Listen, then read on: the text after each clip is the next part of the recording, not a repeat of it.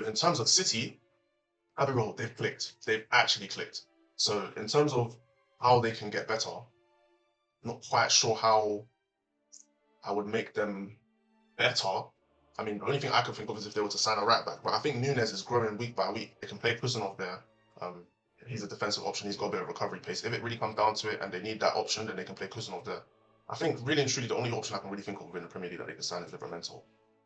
I wouldn't take a risk on anyone in the world. I don't think Haide is the best solution in terms of going to Brentford and getting him for the rest of the season. I think maybe I don't really think he's Man City level. And I think anyone that City signed now needs to boost what they can do. Now, in terms of Semenyo, I think the move to City in terms of whether that makes sense for Semenyo, I think it makes sense to a certain point in terms of whether he wants to be part of the squad. Now, if he's comfortable being part of the squad and he knows he's not going to be one of the main players and he's not going to start in, week out, then fair enough to him because he's going to get good money to go there.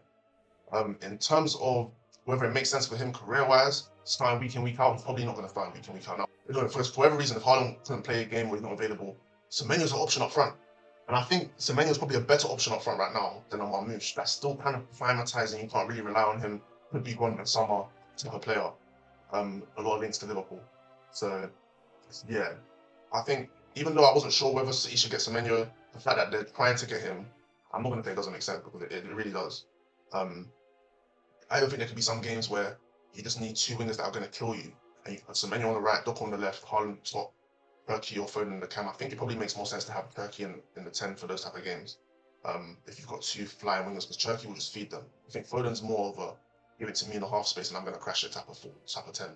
I don't think he's as creative as a Turkey. But the fact that they can have all these options now make them a lot more scarier. Semenyo is only effective in very transitional games.